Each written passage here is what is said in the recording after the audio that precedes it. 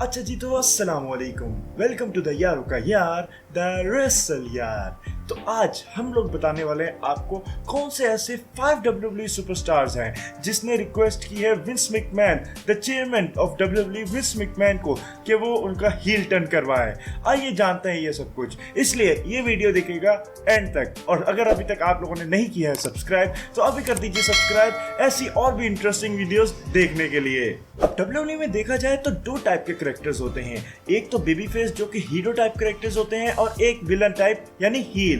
और अगर heal character की बात की जाए तो एकदम हील कैरेक्टर दमदार और खतरनाक दिखना चाहिए, नहीं तो वो विलन की कैटेगरी में मजा नहीं आएगा और वो जान नहीं डाल सकेगा अपने हील वाले कैरेक्टर में। इसलिए हील कैरेक्टर की भी बहुत ज्यादा वैल्यू की जाती है WWE में। और अगर अच्छा हील नहीं होगा तो बेबी फेस को ओवर पुश कैसे कर पाएगा। इस वजह से बहुत से सुपरस्टार्स हैं WWE की हिस्ट्री में जिन्होंने खुद ही पर्सनली पूछा है कंपनी से कि वो उसे हील टर्न दें, जिसकी वजह से उन सुपरस्टार्स को बहुत ज्यादा फायदा भी हुआ है और ये हिस्ट्री हमें बताती है। तो इस वजह से आज मैं लाया हूं 5 WWE सुपरस्टार्स जिन्होंने पर्सनली बॉस से पूछा है हील टर्न के लिए। So let's go for it. Number 5, Randy Orton. अब एक्सट्रीम रूल्स 2018 में जेफ हार्डी ने डिफेंड की थी अपनी United states championship against Nakamura, जिसमें वो हार भी गए थे क्योंकि नाकामुरा ने चीटिंग करके लो ब्लो लगाई थी, जिसकी वजह से एक्सट्रीम रूल्स में हार्डी जो है वो अपनी टाइटल डिफेंस नहीं कर पाए। लेकिन उसके बाद क्या होता है, रैंडी ऑर्टन आते हैं पीछे से और ऐसा लगता है कि वो उनकी मदद करेंगे, मगर वो फिर से उनको मेन पार्ट में मार देते हैं, जिसकी वजह से उनकी और हालत खराब हो जाती है, जिससे पता चलता है कि वो कितनी ब्रूटैलिटी दिखा सकते हैं अपने हील वाले रूप में। और इसके बाद इन दोनों के दरमियान में फ्यूड भी चली थी, जो कि हेल इन अ सेल में उन्होंने एक मैच दिया था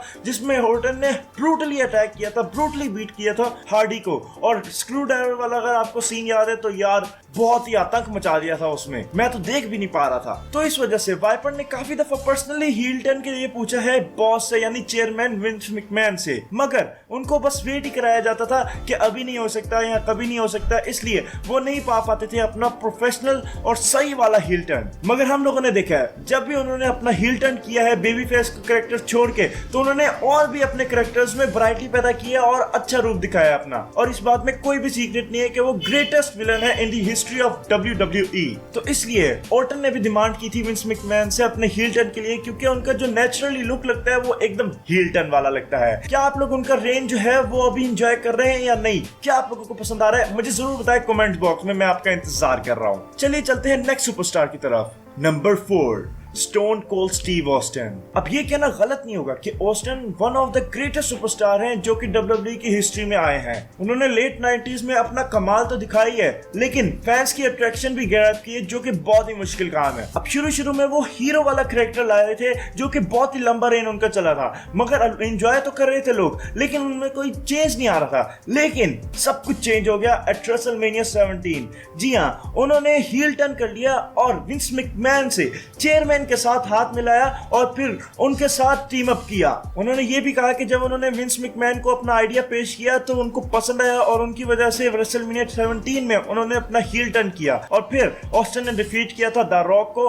विंस मैकमैन की मदद से, और फिर उनके पास आ गई थी WWE टाइटल। तो क्या आप स्टोन कोल्ड स्टीव ऑस्टिन को पसंद करते हैं? मुझे जरूर बताएं कमेंट बॉक्स में। So number 3, Hulk Hogan. जी हाँ, हल्क होगन ही हमारे नेक्स्ट सुपरस्टार है जिन्होंने रिक्वेस्ट किया था, पर्सनली रिक्वेस्ट किया था विंस मैकमैन को हील टर्न के लिए। रेसलमेनिया 6 में हल्क होगन ने अल्टीमेट वॉरियर के साथ मेन इवेंट किया था और वो उसमें चाहते थे कि वो हील टर्न कर लें, मगर विंस मैकमैन ने उनकी जरा सी नहीं सुनी और उन्होंने कहा नहीं, तुम बेबी फेस कैरेक्टर में ज्यादा सूट करोगे और लोग तुम्हें वैसे ही पसंद करते हैं, तो हील टर्न तुम्हारा बिल्कुल बेकार जाएगा। But Hulk Hogan Vince McMahon से बहुत ही ज्यादा नाराज हुए थे क्योंकि हल्क होगन ने हॉलीवुड हल्क होगन वाला कैरेक्टर उनके सामने पेश किया था, जिसको विंस मैकमैन ने सरासर इनकार कर दिया और कहा कि ये तुम पे बिल्कुल नहीं सूट करता, जिसकी वजह से वो बहुत ज्यादा नाराज हुए थे। मगर बाकी सब कुछ हिस्ट्री है, हम भी जानते हैं कि उनका हॉलीवुड वाला कैरेक्टर कितना ज्यादा पॉपुलर हुआ था और उन्होंने फैक्शन भी बनाई थी NWO, जिसकी वजह से वो बहुत पॉपुलर भी हुए। और NWO की फैक्शन ने बिजनेस को बहुत ज्यादा रिकॉग्नाइज करवाया है,